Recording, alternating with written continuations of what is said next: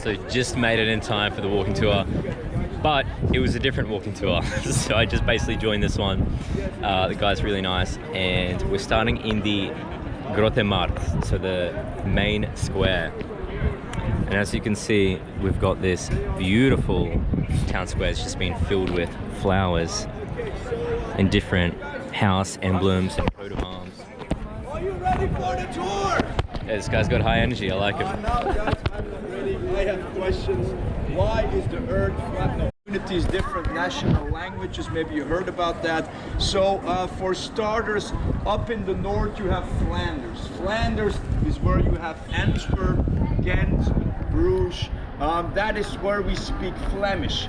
Flemish is very similar to Dutch. It's like the same root language. It's like Scottish English, Australian English, right? It's basically the same, but different accent, different slang words, different expressions, but the same root language. Oh no, actually there is a big difference.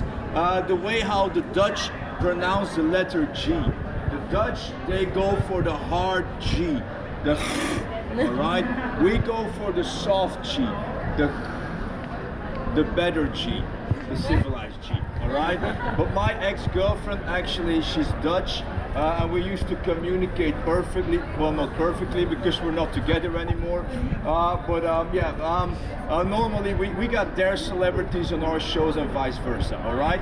In the south, you have Wallonia. Wallonia is where we speak French. Okay. Then in the east, you have the Eastern Cantons.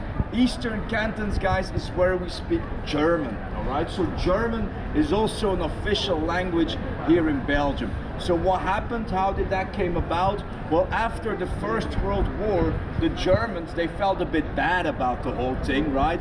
And they decided to make amends with their neighbors by giving them tiny bits of land, all right? So all of a sudden, these poor people that were living here, one day German, the next day, boom, they're Belgian, poor people. Anyways, so it's a bit of a bizarre country, but anyways, let's go back to the story. So Brussels used to be a Flemish village settlement called Broekzele.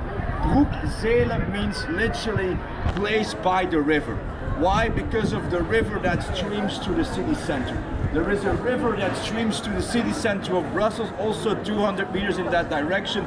We cannot really see the river because it's mainly covered up because of safety reasons, but it is still there. The name of the river is the Zenne River, Z-E-N-N-E, not to be confused with La Seine de Paris, that's a different river, okay?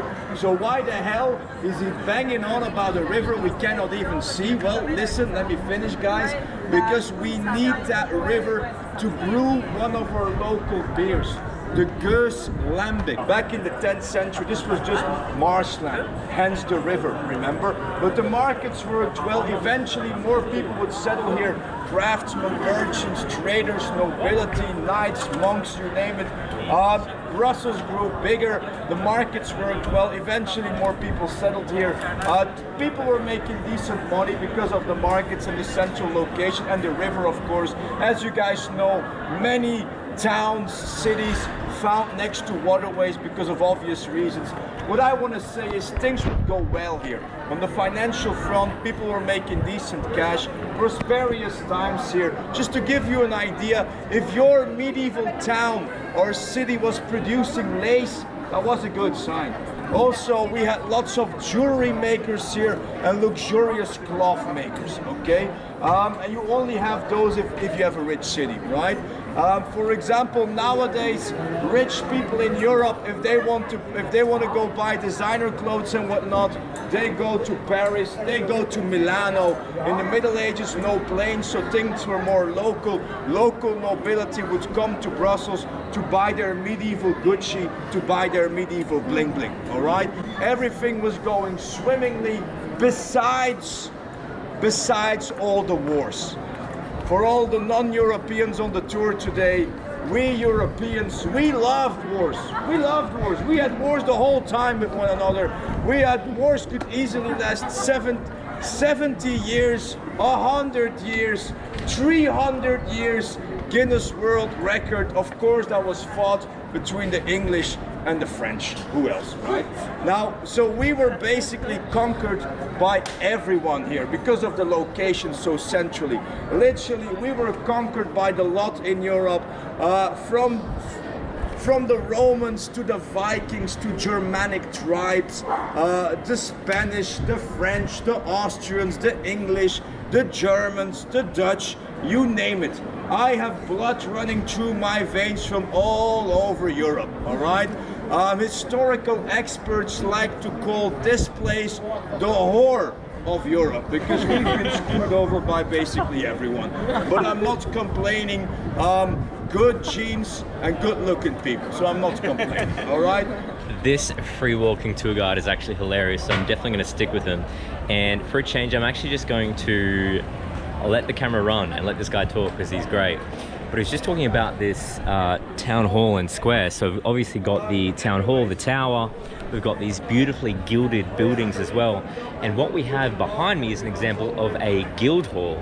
So you had about 17 of these in the medieval ages, and they're all responsible, they were kind of like a clan, but they're responsible for a certain type of trade. So it's actually like a trade union. So you had one for the bakers, one for the haberdashers, so the hat makers, you know, for the stonemasons, and they actually really didn't like each other, many of them. So he was just saying that, you know, if you had a daughter from the Bakers Guild and a son from the Stonemasons Guild or the Jewelers Guild, and they might have issues with each other, then it might really be a problem for them to get married. So it's pretty interesting.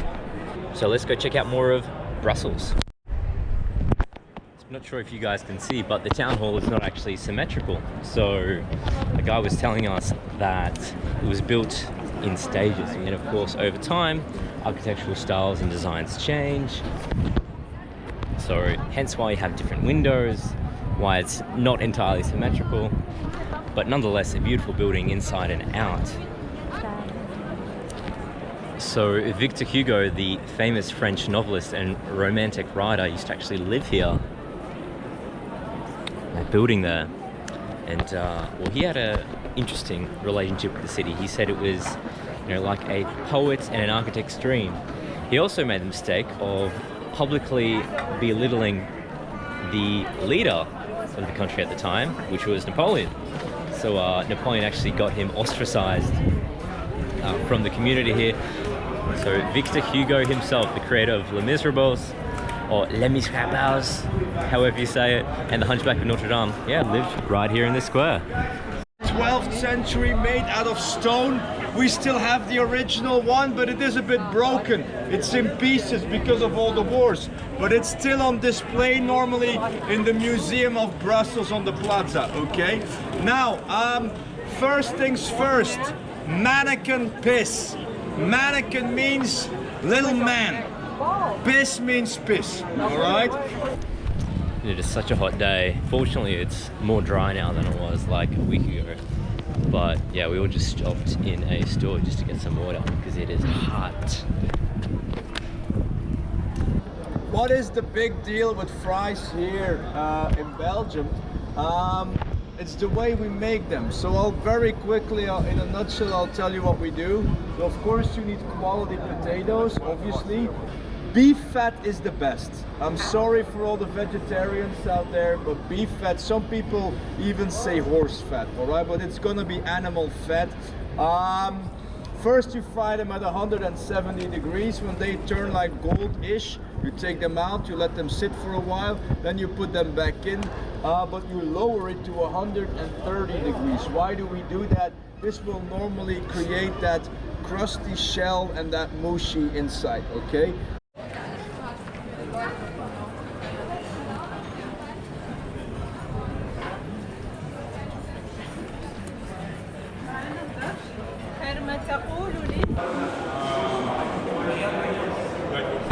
So now we are in the galleries. First things first, this part over here, Galerie de la Reine, the Queen's Gallery. That part over there, the King's Gallery, all right? And on the side, you have a small gallery, have a guess, the Prince Gallery. Good job, Russia, 10 points.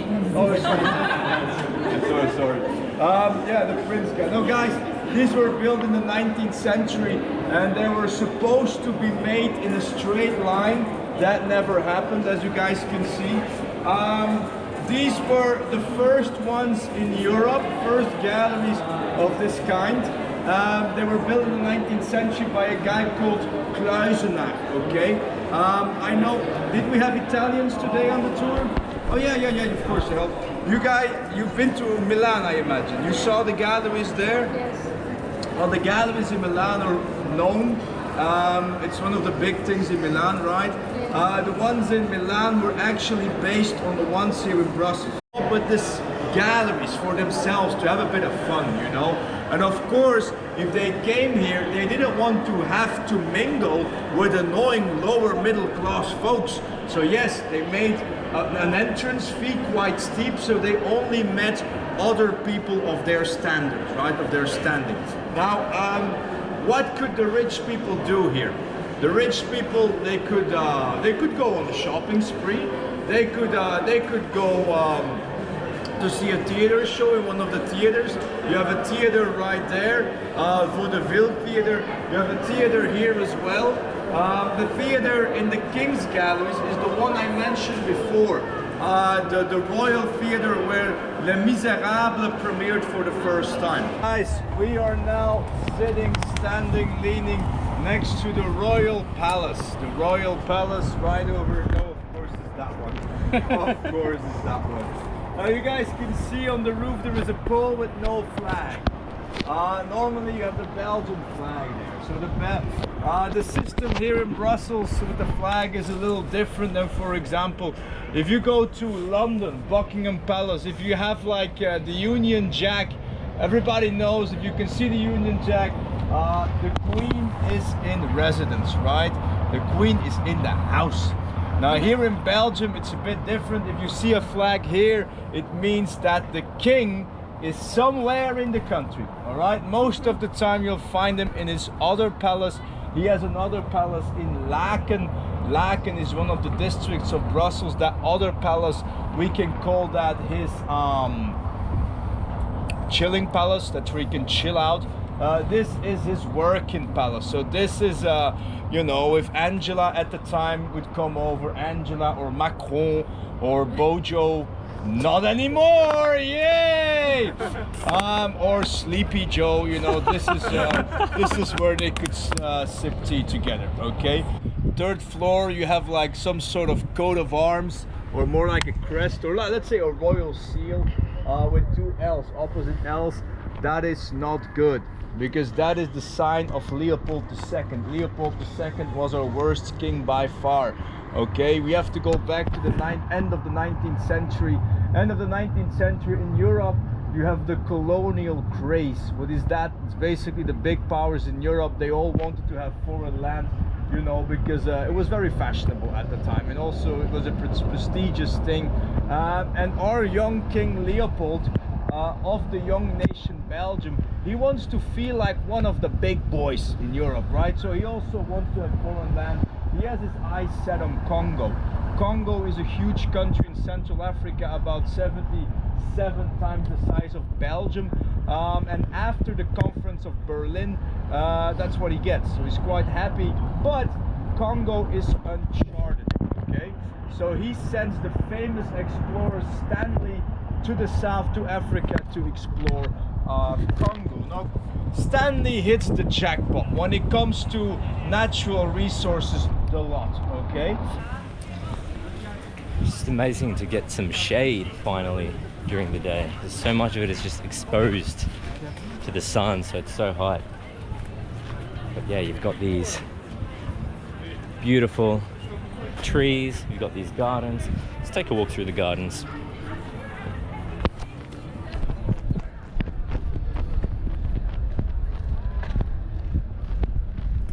What's up?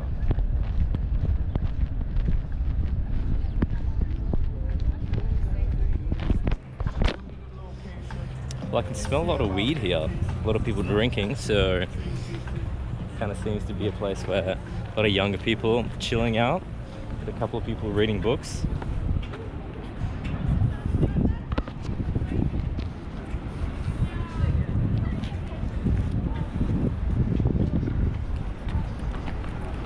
So we continue making our way back down to the main town. And I think we should start our Belgian beer drinking tour in a nice cool place such as a supermarket, and actually to grab a beer to go. Au revoir. Alright, so just gonna start on a wheat beer brewed with coriander and orange peel. So I've been told by this tour guide that like the Belgians just love experimenting. It's just how the Germans love, I guess, having quite strict rules and controls on how beer is made, the quality of beer. The Belgians are the exact opposite. They pretty much will smash anything and everything together and see what happens, which I love. So yeah, let's crack this open on this hot summer day in Belgium and walk down to the bar. So got some more comic murals over there, which are awesome. And we're slowly starting to see less and less tourists. Still a lot of people, but we're just pushing a little bit outside of the old town square center area. So the bar that I'm going to is called Au Soleil. I found this one better than Interesting. Wow, okay. Such a strong beer culture in Belgium. Yeah. It's 3 years to make one beer like this. Wow, okay. 3 years. So like aged beer. In Australia, like we're not really, it's just pumping it out, you know, but... No, that's a good, like a spontaneous fermentation. Okay. So I just got one of the unfiltered, unpasteurized local beers here. Guzabun. And well, it's delicious. And the guy was telling me about like a certain year is better than another year. So they kind of take it really seriously like it's wine.